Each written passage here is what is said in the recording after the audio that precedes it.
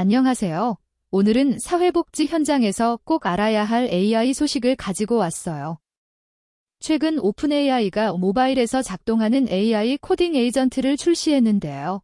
이 기술이 단순히 개발자만의 도구가 아니라 우리 복지사들이 상담 기록을 자동으로 정리하거나 급여 대상자를 발굴하는 데도 활용될 수 있다는 점에서 큰 의미가 있어요. 물론 제 경험담이 아니라 공개된 기술 정보를 바탕으로 분석한 내용이에요. 특히 외부 상담 중이나 이동 중에도 AI가 백그라운드에서 지속적으로 작업을 진행할 수 있다는 점이 눈에 띄는데요.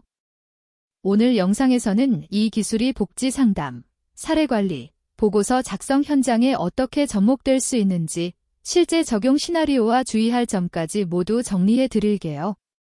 끝까지 보시면 내일부터 바로 적용할 수 있는 실용 팁까지 가져가실 수 있어요. 기존의 AI 도구들은 대부분 실시간 입력에 반응하는 방식이었어요. 질문을 입력하고 바로 답변을 받는 구조죠. 하지만 이번에 등장한 모바일 AI 에이전트는 다릅니다. 예를 들어 상담이 끝난 후 기 내용을 요약해서 사례관리 보고서 초안으로 만들어줘라고 요청하면 AI가 백그라운드에서 수십 분 동안 작업을 계속 진행하면서 여러 단계를 거쳐 완성된 문서를 만들어낼 수 있어요. 복지 현장에서는 상담 후 바로 보고서를 작성하기 어려운 경우가 많죠. 다음 상담이 이어지거나 외부 방문이 있어야 할 때 말이에요. 그런데 이제 스마트폰에서 간단히 명령만 내리면 AI가 사무실 컴퓨터에서 계속 작업을 이어가고 완성되면 알림으로 알려주는 시스템이 가능해진 거예요. 이는 단순한 편의가 아니라 복지사의 정신적 부담과 업무 누적으로 인한 이직률 문제를 완화할 수 있는 실질적인 도구가 될 수 있거든요. 이번 AI 기술의 중요성을 이해하려면 복지 현장의 실제 부담을 먼저 봐야 해요. 최근 복지기관 종사자 대상 설문에 따르면 사례관리 보고서 하나를 작성하는데 평균 45분에서 1시간이 걸리고 무려 68%가 상담 직후 바로 기록하지 못한다고 해요. 더 심각한 건 절반 이상인 52%가 퇴근 후나 주말에 보고서를 작성한다는 점이에요. 이 때문에 문서 업무 과다가 이직 사유 중 세 번째로 높은 비중을 차지하고 있죠. 이런 상황에서 AI가 상담 내용을 자동 요약하고 초안을 만들어준다면 얼마나 큰 변화가 올까요? 모바일에서 명령만 내리면 AI가 시간이 걸리는 기초 작업을 대신하면서 복지사는 사람 중심의 업무에 더 집중할 수 있게 되는 거예요. 다만 개인정보 보호와 윤리적 사용은 반드시 전제되어야 한다는 점을 꼭 기억하셔야 해요. 이제 세 가지 주요 생성형 AI가 복지 현장에서 어떻게 다른지 비교해 볼게요. 먼저 챗GPT는 이번에 모바일에서 장시간 작동하는 AI 에이전트 기능을 내놓으면서 외부에서 명령을 내리고 사무실에서 자동 처리하는 데 가장 유리해졌어요. 하지만 한국어 이해도는 다소 떨어지는 편이에요.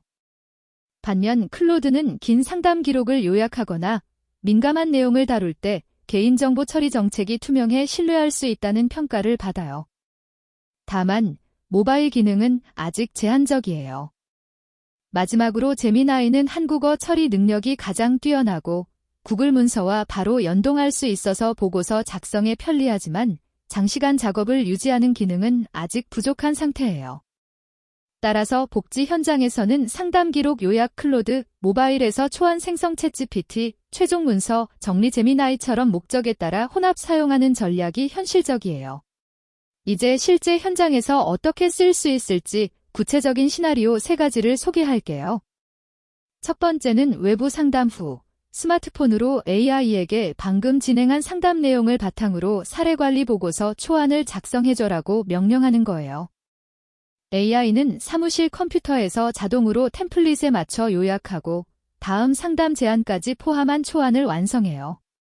두 번째는 월간 보고서 시즌에 AI가 여러 건의 상담 기록을 분석해 공통 이슈와 진행 상황을 한눈에 정리해주는 거예요. 세 번째는 AI가 기초연금, 청년지원금, 출산지원금 등 다양한 복지제도 데이터를 분석해 해당 가구가 누락된 혜택이 있는지 패턴 기반으로 제안하는 거죠. 이 모든 과정에서 AI는 보조 도구라는 점을 반드시 명심하셔야 해요. 최종 판단과 책임은 오직 사회복지사에게 있어요. 실제로 AI를 도입하려다 보면 여러 장벽에 부딪혀요. 대표적인 게 개인정보 유출 우려예요. 상담 내용을 AI에 입력하는 게 과연 안전한가요? 이를 해결하려면 먼저 민감 정보는 마스킹하거나 가명 처리해서 입력해야 해요. 예를 들어 서울시 강남구 거주 40대 여성처럼 구체적인 주소나 이름은 제외하는 거죠. 두 번째는 AI의 오류예요. AI가 잘못된 제도 정보를 제공하거나 조건을 잘못 해석할 수 있어요. 이럴 땐 반드시 공식 사이트나 복지로콜 129로 재확인해야 해요.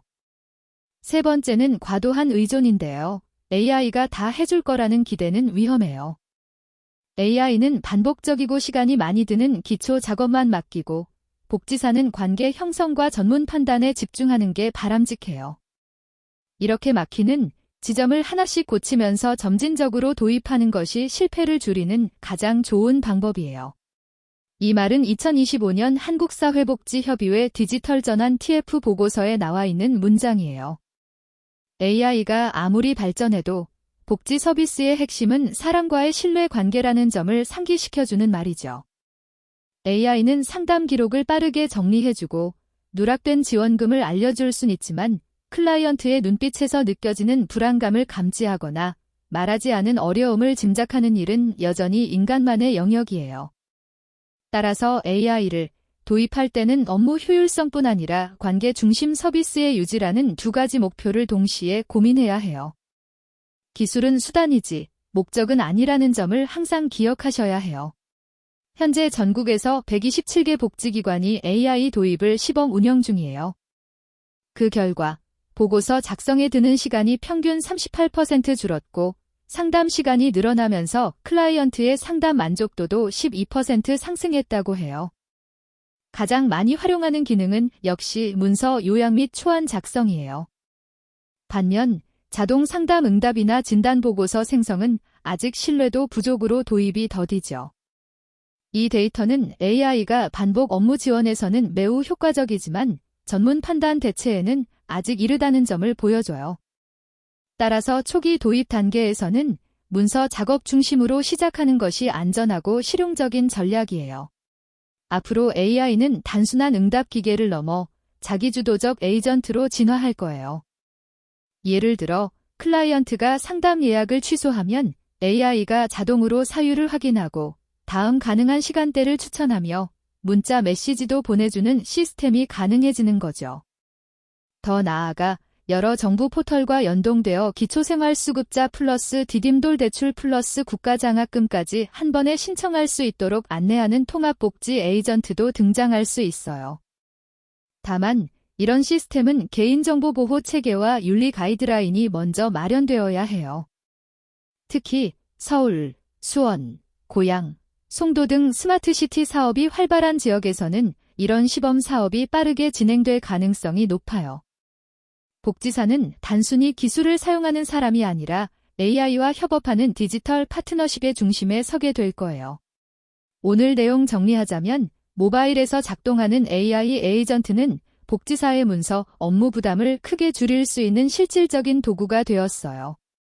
특히 외부 상담 후 보고서 초안 자동 생성, 월간 요약, 복지 대상자 패턴 분석 등 반복 작업에서 큰 효과를 기대할 수 있죠.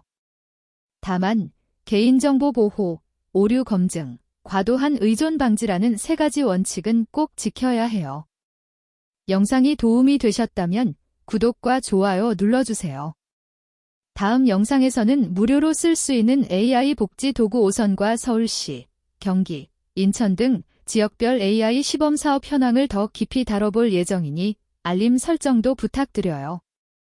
오늘 하루도 수고 많으셨고 우리 클라이언트를 위한 작은 변화 함께 만들어가요.